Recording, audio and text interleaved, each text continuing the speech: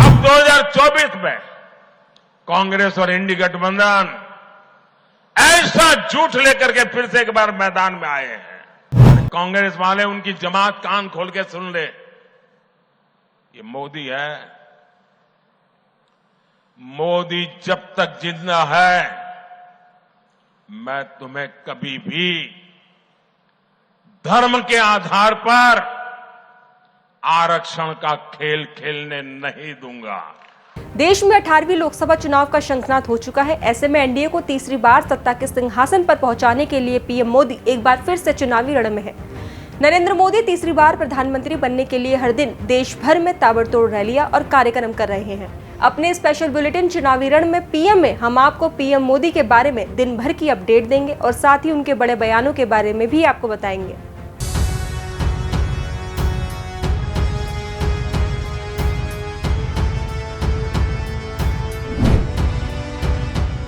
नमस्कार, आप सभी का स्वागत है भारत एक्सप्रेस में और मैं हूं स्नेहा आपके साथ। देश में इस समय चुनाव का माहौल है। नेताओं के साथ साथ आम जनता की जुबान पर भी चुनाव की चर्चा है। ऐसे में चुनाव और भी खास हो जाता है जब एक तरफ पूरा विपक्ष पीएम मोदी के खिलाफ है, तो वहीं दूसरी तरफ पीएम मोदी चुनाव की बागडोर का मोर्चा खुद अपने कंधे पर संभाले हुए हैं। बता दें कि इस बार के चुनाव सभी पार्टियों के लिए अहम माने जा रहे हैं, क्योंकि पीएम मोदी को हराने के लिए वो पार्टियां साथ आई हैं जो कभी एक दूसरे के विरोधी हुआ करते थे। बता दें कि देश में चुनाव के दौरान प्रधानमंत्री नरेंद्र मोदी लगातार एक के बाद एक विशाल जनसभाओं को संबोधित कर रहे हैं। लोकसभा चुनाव के दौरान पीएम मोदी लगातार एक्टिव नजर आ रहे हैं। बता दें कि आज पीएम मोदी गुजरात के दौरे पर थे, जहां उन्होंने 2 जनसभाओं को संबोधित किया। पीएम मोदी का गुजरात का दौरा इसलिए भी खास हो जाता है क्योंकि मोदी लगातार 4 बार गुजरात के मुख्यमंत्री रह चुके हैं। तो वही पीएम मोदी के लगातार दौरे पर यह कहना गलत नहीं होगा कि पीएम मोदी एनडीए को सत्ता में वापस लाने में कोई कमी नहीं छोड़ रहे हैं। पीएम मोदी गुजरात के दौरे पर थे, जहां उन्होंने बनासकांठा और साबरकांठा में रैली की। इन जगहों पर पीएम मोदी ने कई विशाल जनसभाओं को भी संबोधित किया। इन जगहों पर पीएम मोदी ने कई विशाल जनसभाओं को संबोधित करते हुए विपक्ष को लेकर उन पर निशाना भी साधा। बता दें कि विपक्ष पर हमला बोलते हुए पीएम मोदी ने कहा कि 2024 में कांग्रेस और इंडिया गठबंधन फिर से झूठ लेकर मैदान में आए हैं। उनकी इकोसिस्टम भी इस झूठ को हवा दे रहा है। वे संविधान दिखाते हैं, आरक्षण ले लेंगे इसका डर दिखाते हैं। पूरी तरह मनगढ़ंत गपबाजी करना ही उनका काम है। भाइयों और बहनों, अब 2024 में कांग्रेस और इंडी गठबंधन ऐसा झूठ लेकर के फिर से एक बार मैदान में आए हैं और उनकी जो इकोसिस्टम है वो भी उस झूठ को हवा दे रही है। संविधान दिखाते हैं, आरक्षण ले लेंगे इसका डर दिखाते हैं।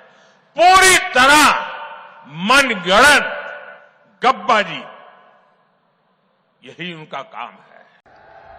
साथियों, 10 साल पहले तक देश आतंकवाद की आग में जल रहा था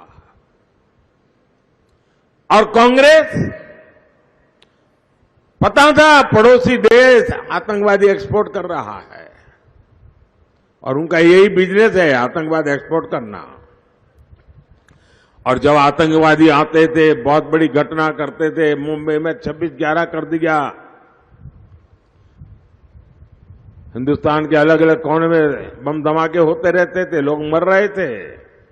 कश्मीर में आए दिन हमारे वीर जवान शहीद होते रहते थे और उस समय की कमजोर सरकार क्या करती थी?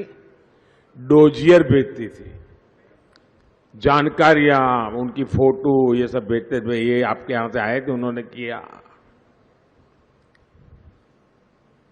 और कांग्रेस पाकिस्तान से कहती थी कि बताओ भाई साहब, हम पर बम क्यों फोड़ते हो?